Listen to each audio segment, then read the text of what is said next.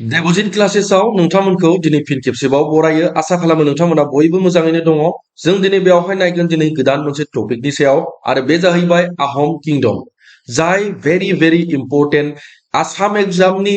जायखिजाया आनजादाव मोनसेब्लाबो सोंथिखौ नुनो मोननाय जायो आरो बे जाहैबाय आहम राजफोलेरनि सोमोन्दै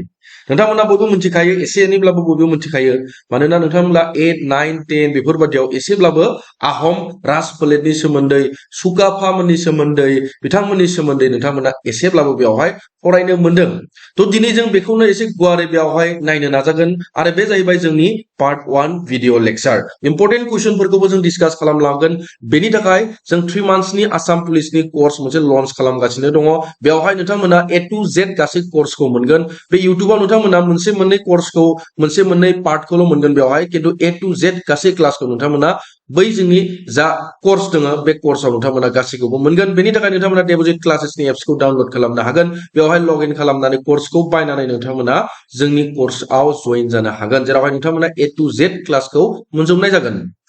तो जों नायगोन आहम किंडमनि सोमोन्दै एबा आहम राजफोलेरनि सोमोन्दै फार्स्ट अफ अल जों बुंगोन बेवहाय बै आहम राजफोलेरा जेब्ला जागायबाय अब्ला बे जाहैबाय जोंहा मेडिभेल थामहिनबा गेजेर आसामनि खामानिया जागायबायनो एबा गेजेर आसामनि जिथुनिखि जारिमिन दङमोन बे जारिमिना आरम्भ जाबाय अलरेडि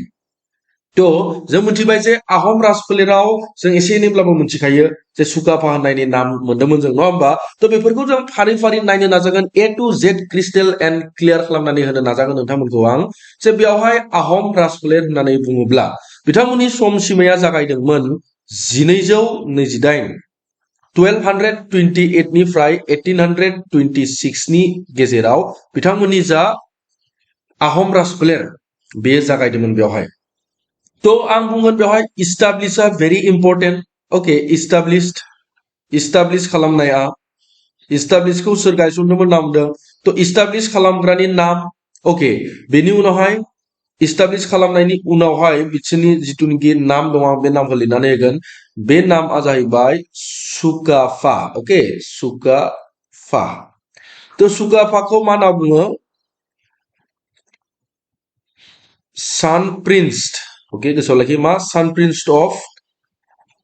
मंमावनि मा नाम बुङो बेखौ राजा होननानै बुंनाय जायो आरो जेनेबा गोसोआव लाखि सुकाफाखौ खारन बियो बै चाइना थिंनिफ्राय ओंखारबोनाय मानसिमोन क्लियार तो बेनि उनावहाय नेक्स्टआव जों नायगोन बेवहाय बिसोरो अबेजों फैदोंमोन नाम बुंदों बिसोरो फैदोंमोन क्रसिं द पाटकाई ओके मा बियो पाटकाई हाजोखौ बारनानै फैदोंमोन पाटकाई माउन्टेन्सखौ बारनानै फैदोंमोन ओके आसामाव माबायदि फैदोंमोन बे कुइसनाव फैनाय नुनो मोनो जों आहम किंडमआ एबा आहम राजाफोरा आसामाव माबोरै फैदोंमोन आसामाव फैदोंमोन बिसोरो पाटकाई हाजोखौ बारनानै पाटकाई माउन्टेन्सखौ बारनानै बिथांमोना तो फार्स्ट अफ जों बेवहाय सुकाफानि सोमोन्दै जों नायगोन माखासे राजाफोरनि मुंफोरखौ जों नायगोन बेवहाय फार्स्ट अफ अल जों नायगोन बेवहाय सुकाफा ओके गोसोआव लाखि माखौ सुकाफाखौ एसेब्लाबो बयबो मिथिखायो तो बेनि सोमोन्दै जों नायगोन बेवहाय एसे जेसेबांखिनि इम्पोर्टेन्ट कुइसन्सफोर फैयो बेनि जों गासैखौबो सल्व खालामनो नाजागोन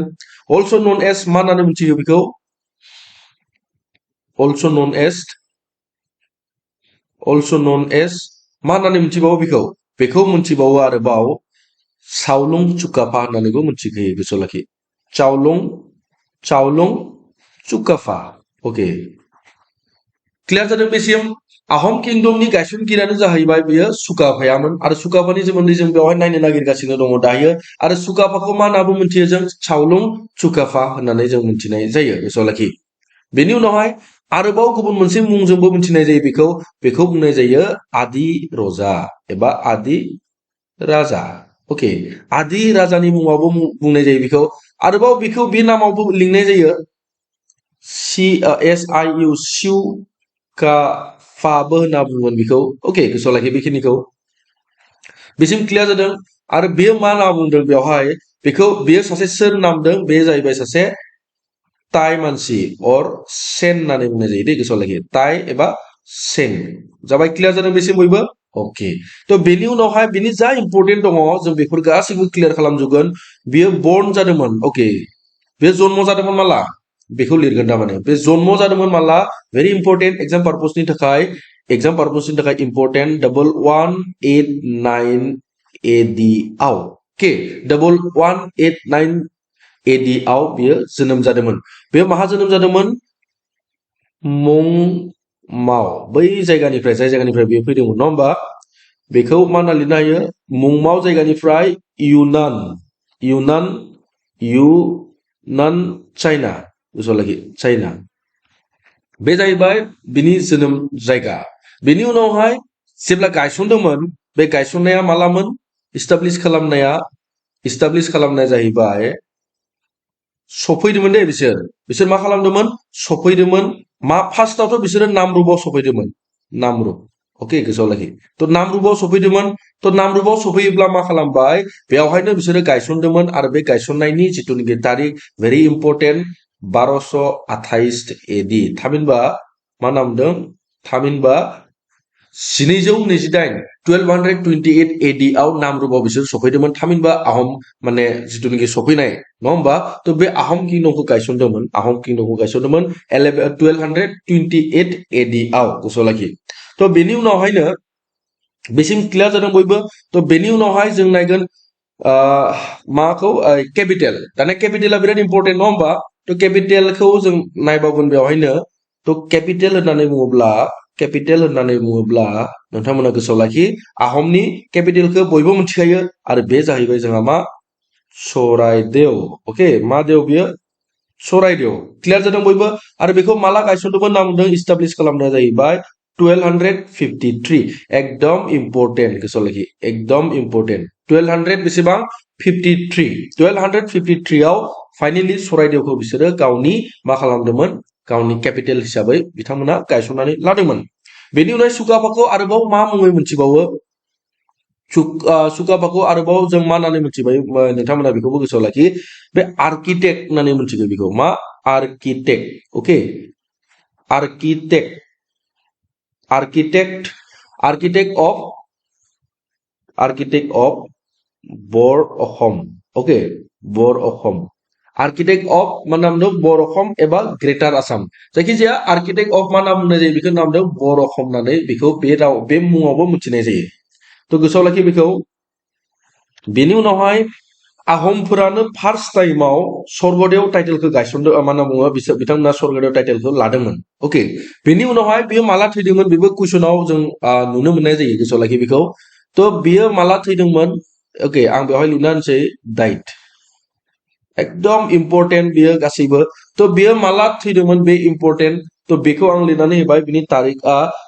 1268 AD गोसोआव लाखि 1268 AD क्लियार जादों बयबो बेसिम तो बेखिनिया जाहैबाय बे आहम राजा सुकाफानि जिउ जारिमिन गोसोआव लाखि मा बियो आहम राजा सुकाफानि जिउ जारिमिन जों बेखौ नेक्स्ट पार्टआव आरोबाव मोजाङै नायबावगोन जाय पार्टखौ नोंथांमोना जोंनि पेड कर्सआव मोनगोन नोंथांमोना जोंनि जा डिसक्रिप्शन बक्सआव होना दोननाय एप्सनि लिंक दङ बेवहाय थांनानै इनस्टल डाउनलड खालामनानै जोंनि कर्सखौ बायग्रोनानै नोंथांमोना बैयावहाय फुल एक्सेसखौ लानो हागोन तो बेसिम क्लियार जादों बयबो आहम राजफोलेरा बुंदों 1228 जागायनानै 1866 मायथाइनि गेजेराव सोमजिदोंमोन गायसनदोंमोन सोरो गायसनगिरिया सुकाफाया बेवहाय गायसनदोंमोन जायखौ सेन्ट प्रिन्स अफ मुंमाव होननानैबो बुंनाय जायो आरो आहमफोरा माजों फैदोंमोन नामदों पाटकाय हाजोखौ पाटकाय माउन्टेन्सखौ बारनानै बेनि उनावहाय गिबिसिन राजायानो जाहैबाय बेवहाय आहमनि गिबिसिन राजा फर्स्ट किं ओके तो बेवहाय लिरनानै नि फर्स्ट किं गोसोआव लाखि फर्स्ट किंआ सोर बेवहाय सुकाफा ओके सुकाफाया जाबाय फार्स्ट गिबिसिन राजा अब्ला जों सुकाफानि सोमोन्दै जों नायनोसै सुकाफाखौ आर्किटेक्ट अफ बर'फबो होनना बुंनाय जायो सुकाफाया जोनोम जादोंमोन 1189 AD आव बर्न जादोंमोन बियो जाय मुंमाव चाइनायाव दङ सरि सुकाफाखौ मा होनना बुंनाय जायो अलसो नन एज सावलुं सुकाफा होनना बुंनाय जायो आरोबाव बेखौ मिथिनाय जायो आदि रजाबो होनना बुंनाय जायो आरोबाव मिथिनाय जायो बेखौ सिउकाफाबो होनना बुंनाय जायो गोसोआव लाखि आरो सुकाफाया जाहैबाय सासे टाइ मानसि एबा सेन मानसि गोसोआव लाखि बेखौ आरो सुकाफानि राजथावनिया जाहैबाय केपिटेला जाहैबाय सरायदेव जायखौ गायसनदोंमोन 1253 AD आव गोसोआव लाखि आरो सुकाफाया डेथ जादोंमन थैदोंमोन 1268 एडियाव तो क्लियर जादों बेसिम जों नेक्स्ट पार्टआव सुकाफानि उनाव सोर राजा दङ सुकाफानि उनाव माखासे राजा दङ सुदांफा दङ सुहुंमुं दङ सुफियनफा दङ प्रताप सिंह दङ सुसेंफा दङ ओके तो बेफोरबादि राजानि मुंखौ गासैखौबो जों बेवहाय इम्पोर्टेंट कुवेश्चन जेसेबांखिनि दङ जों गासैखौबो जों बेवहाय क्लियर खालामजोबगोन आहमनिफ्राय नोंथांमोना एक्क टेनसन दाला A to Z जेसेबांखिनि कुवेश्चनाव फैयो बेफोर गासैखौबो जों खालामगोन जस्ट नोंथांमोना जोंनि कर्सखौ लानो थाखाय एप्सखौ डाउनलड खालामनांगोन बेनि उनावहाय बेखौ बायनानै नोंथांमोना फुल एक्सेसखौ नोंथांमोना लानो हागोन तो भिडिअखौ जोबथासिम नायनायनि थाखाय नोंथांमोनखौ रोजा रोजा साबायखर बावो गुबुन मोनसे भिडिअआव लोगो मोनफिनलायगोन दिनैनि थाखाय एसेनोसै गोजोन्थों